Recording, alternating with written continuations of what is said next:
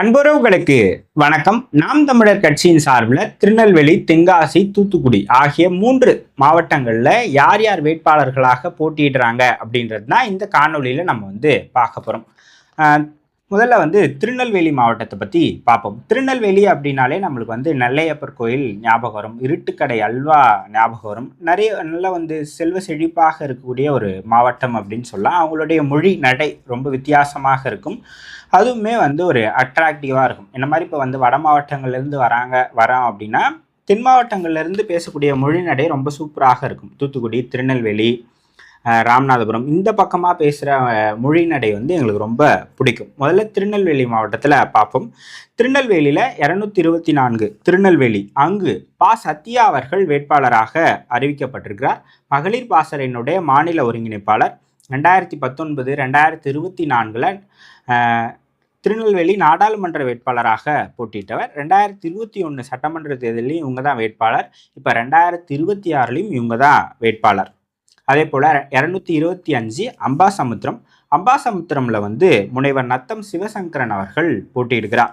அதே போல் முனைவர் நத்தம் சிவசங்கரன் கொள்கை பரப்பு செயலாளராக இருந்தார். அதன் பிறகு ஏதோ ஒரு பிரச்சனையில் அவர் கட்சியை விட்டு விலகியே இருந்தார். இப்போ மீண்டும் தீவிரமாக செயல்பாடுகளில் ஈடுபடுறார். அவர் வேட்பாளராகவும் அறிவிக்கப்பட்டிருக்கிறார். அதே போல் 226 பாளையங்கோட்டை, அங்கு மருத்துவர் சி சங்கரநாராயணன் அவர்கள் வேட்பாளராக அறிவிக்கப்பட்டிருக்கிறார். அதே போல் 227 நாங்குநேரியில் செல்வம் சண்முகம் அவர்கள் வேட்பாளராக அறிவிக்கப்பட்டிருக்கிறார். நாம் தமிழர் கட்சியினுடைய மாநில ஒருங்கிணைப்பாளர். அதே போல் 228 ராதாபுரம்ல முனைவர் தே கிரிஜா தாமரை பாண்டியன் அவர்கள் வேட்பாளராக அறிவிக்கப்பட்டிருக்கிறார். அதே போல் தென்காசி மாவட்டம் அப்படின்னு எடுத்துக்கிட்டிங்க அப்படின்னா தென்காசியில் தான் உங்களுக்கு குற்றாலம் இருக்குது, குற்றாலீஸ்வரர் கோயில் இருக்குது, காசி விஸ்வநாதர் கோயில் இருக்குது. முதல்ல தென்காசி திருநெல்வேலி மாவட்டத்தில் தான் இருந்தது. 2019 தென்காசியை தனியாக மாவட்டமாக பிரித்தாங்க. தென்காசி மாவட்டத்தில் என்னென்ன சட்டமன்ற தொகுதிகள் இருக்குது அப்படின்னு பார்த்தீங்க அப்படின்னா 5 தொகுதிகள் இருக்குது. 219 சங்கரன் கோயில் தனி, அங்கு கவிதா என்பவர் வேட்பாளராக அறிவிக்கப்பட்டிருக்கிறார்.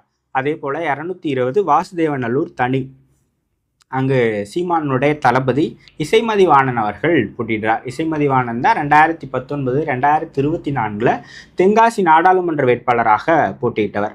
அதே போல் 2021 இவர் தான் சட்டமன்ற வேட்பாளராக போட்டியிட்டார். இப்போ மீண்டும் 2026 வாசுதேவநல்லூர் தனி சட்டமன்ற தொகுதியினுடைய வேட்பாளராக போட்டியிடுகிறார். கிட்டத்தட்ட 4வது முறையாக அவர் தேர்தல் அரசியலில் நிற்கிறார். மாநில ஒருங்கிணைப்பாளராக அவர் இருக்கிறார். அதே போல் 221 கடைநல்லூரில் வழக்கறிஞர் அபுபக்கர் சித்திக் அவர்கள் போட்டியிடுகிறார். இளைஞர் பாசறையினுடைய மாநில ஒருங்கிணைப்பாளர், வழக்கறிஞராகவும் இருக்கிறார். நாம் தமிழர் கட்சியின் சார்பாக விவாதங்கள் எல்லாம் கூட அவர் கலந்துப்பார். கடைநல்லூர் அபுபக்கர் சித்திக்.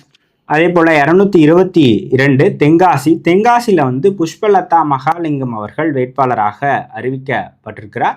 முதல்ல கௌஷிக் பாண்டியன் அவர்கள் வேட்பாளராக இருந்தார். இப்போ மாற்றப்பட்டு புஷ்பலதா மகாலிங்கம் அவர்கள் வேட்பாளராக அறிவிக்கப்பட்டிருக்கிறார்.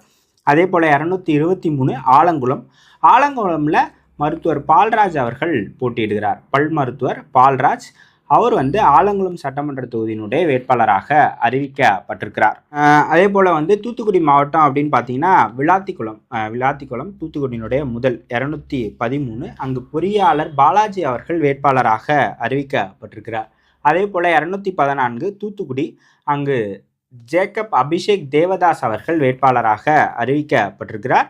அதே போல் திருச்செந்தூர் அப்படின்னு பார்த்தீங்கன்னா திருச்செந்தூர் அனிதா ராதாகிருஷ்ணன் அவர்களுடைய சட்டமன்ற தொகுதி. அவர் அதிமுகலேயே அங்கே நின்று ஜெயிச்சிருக்கிறார். 2001, 2006 நினைக்கிறேன்.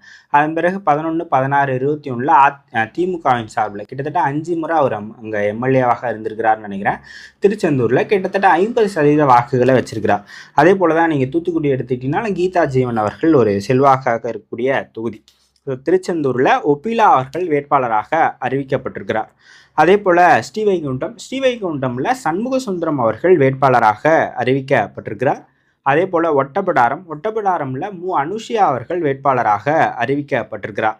அதை அப்படியே எடுத்தீங்கன்னா கோயில்பட்டி தொகுதியில் வழக்கறிஞர் பாண்டி அவர்கள் வேட்பாளராக அறிவிக்கப்பட்டிருக்கிறார். ஸோ தென் மாவட்டங்களில் மிக முக்கியமான மாவட்டங்களில் நீங்கள் எடுத்துட்டீங்க அப்படின்னா திருநெல்வேலி, தென்காசி, தூத்துக்குடி ஆகிய மாவட்டங்களில் சொல்லலாம். அந்த 3 மாவட்டங்களுக்கான நாம் தமிழர் கட்சியின் சார்பில் வேட்பாளர்களாக இவங்க தான் களத்தில் இருக்க போகிறாங்க. ஸோ தென் மாவட்டங்கள் எடுத்துட்டீங்க அப்படின்னா முதல்ல அதிமுக தான் பலமாக இருந்தது. கடந்த தேர்தலை பொறுத்த வரைக்கும் திமுக அங்கே ரொம்ப நல்லா பர்ஃபார்மன்ஸ் பண்ணியிருக்கிறாங்க அப்படின்னு சொல்லலாம். இந்த முறையுமே கூட ஓபிஎஸ் அவர்கள் தனியாக வெளியே நிற்கிறார். தேவர் சமுதாயம் எப்படி ஓட்டு போட போகிறாங்க, நாடார்கள் எப்படி ஓட்டு போட போகிறாங்க, தேவேந்திர குல வேளாளர்கள் எப்படி ஓட்டு போட போகிறாங்க அப்படின்றத பொறுத்திருந்தா பார்க்கணும். அதே போல் தூத்துக்குடி உள்ளிட்ட பகுதிகளில் நாயுடுக்கள் தெலுங்கர்களும் அதிகமாக இருக்கிறாங்க அப்படின்னு சொல்லப்படுது. ஸோ திமுக கூட்டணிக்கு வந்திருக்கிறாங்க. தென் மாவட்டங்களில் நாம் தமிழர் கட்சி ஓரளவுக்கு நல்லாவே பர்ஃபார்மன்ஸ் பண்ணியிருக்காங்க. தூத்துக்குடி எடுத்துக்கிட்டினாலும் சரி, திருநெல்வேலி, தென்காசி எடுத்துக்கிட்டினாலும் அவங்களுக்கு ஓரளவுக்கு வளர்ச்சி வந்து என்ன சொல்வது, ஆவரேஜாக அவங்க வளர்ந்துக்கிட்டு தான் அங்கே வந்து இருக்கிறாங்க. ஸோ அவங்க இந்த முறை எப்படி பர்ஃபார்மன்ஸ் பண்ணுறாங்க அப்படின்றத பொறுத்திருந்து பார்ப்போம். ஸோ நீங்கள் இந்த வேட்பாளர்கள் குறித்து என்ன நினைக்கிறீங்க அப்படின்றத கமெண்ட் செக்ஷனில் சொல்லுங்கள்.